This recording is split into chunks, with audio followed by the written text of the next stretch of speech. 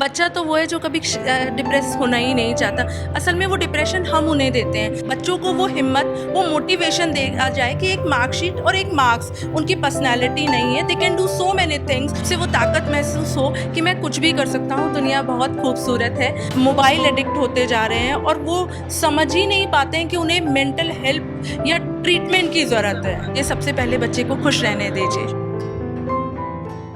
नमस्कार, पंजाब केसरी राजस्थान आप देख रहे हैं और मैं हूं आपके साथ इशिका जैन। मेंटल इलनेस आज के दौर में यूथ में खास तौर पर ये एक बड़ी प्रॉब्लम बन गया है। अधिकतर देखा जाता है कि कम नंबर आने से बच्चे डिप्रेशन में चले जाते हैं या फिर और भी कई चीज़ें और भी कई सब्जेक्ट्स हैं जिन्हें लेकर के कई बार बच्चे टेंशन में आ जाते हैं और उसकी वजह से कई बार बच्चे डिप्रेशन में चले जाते हैं।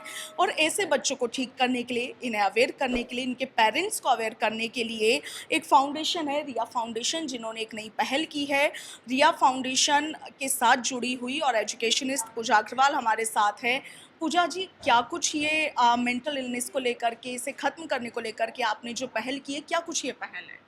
देखिए मैम, जैसे कि आपने बताया कि आजकल बच्चे थोड़े से भी नंबर कम आने से या मार्क्स कम आने से बहुत ज़्यादा डिप्रेशन में और एंजाइटी का शिकार हो जाते हैं। जी। बच्चा तो वो है जो कभी डिप्रेस होना ही नहीं चाहता। असल में वो डिप्रेशन हम उन्हें देते हैं, सोसाइटी उन्हें देती है, पेरेंट्स उन्हें देते हैं। तो सबसे पहले उड़ान कैंपेन शुरू होता है पेरेंट्स से। पेरेंट्स की काउंसलिंग की जाए, बच्चों को वो हिम्मत, वो मोटिवेशन दिया जाए कि एक मार्कशीट और एक मार्क्स उनकी पर्सनैलिटी नहीं है। They can do so many things for our India, for our country. तो उड़ान एक ऐसा वन स्टॉप सॉल्यूशन होगा और ये फ्री ऑफ कॉस्ट होगा कि मेरा हर बच्चा जो मुझसे जुड़ता है, मेरे पास आता है, उसे वो ताकत महसूस हो कि मैं कुछ भी कर सकता हूँ। दुनिया बहुत खूबसूरत है।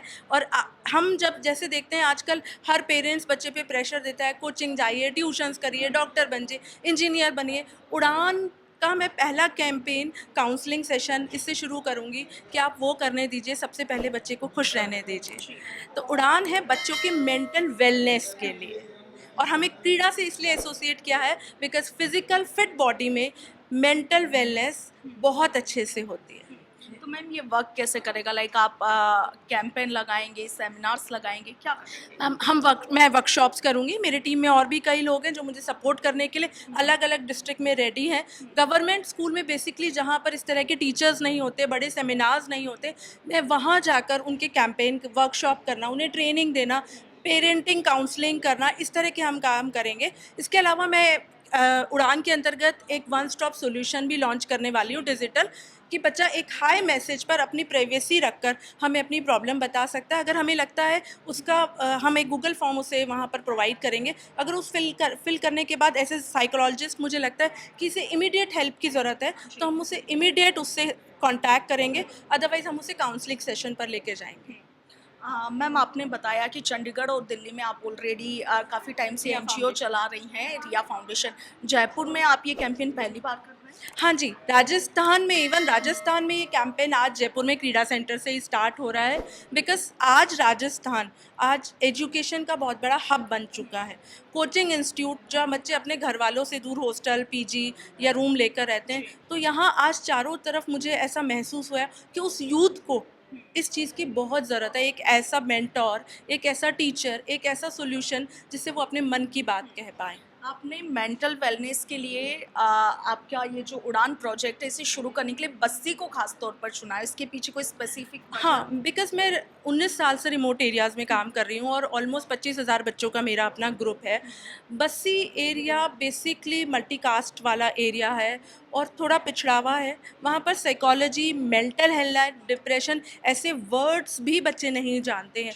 तो जब मैंने वहाँ ये हालात देखे तो मुझे महसूस हुआ कि वो बच्चे धीरे-धीरे मोबाइल एडिक्ट होते जा रहे हैं और वो समझ ही नहीं पाते हैं कि उन्हें मेंटल हेल्प या ट्रीटमेंट की ज़रूरत है और वो ये बात किसी से कह ही नहीं पाते हैं। पेरेंट्स भी इस बारे में बात करने को बहुत ज़्यादा इंसल्टिंग समझते हैं। इस वजह से मैंने उस एरिया से काम करने की शुरुआत करने की कोशिश की है।